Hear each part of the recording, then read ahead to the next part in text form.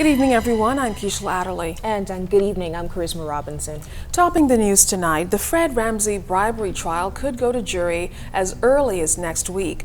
Now, Ramsey is accused of bribing executives of the French company Alstom in return for BEC contracts. Yesterday, Ramsey was told that he has a case to answer. However, closing arguments started today. Our friend Kerry has this. In closing submissions, Fred Ramsey's attorney Wayne Monroe QC told jurors that former BEC board member Fred Ramsey did not try to persuade anyone on the BEC board to award contracts to French company Alstom 16 years ago. He said Ramsey was more concerned about which of the two companies vying for the BEC contract, Alstom and Korean company Hanjong, was more efficient. He reminded the panel that the records of phone calls, trips, emails, and other information produced by the prosecution's star witness Mark Smith were never verified by anyone, while the inspector on the case never saw any original checks used in the alleged bribery scheme, only copies. He told jurors that black people have a mindset that white people are not crooked, only black people.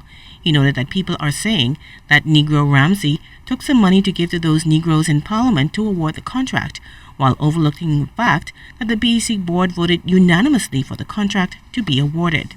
At the same time, Monroe said people also thought some crookedness was going on for the cabinet of the Bahamas to choose one company over the other at a time when the Bahamas was blacklisted.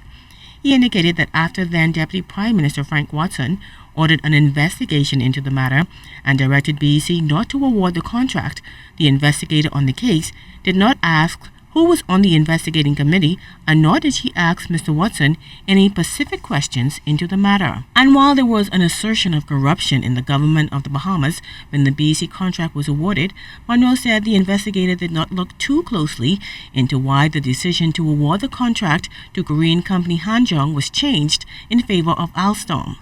Monroe also referenced Ramsey's health to explain why some information in his record of interview was inaccurate.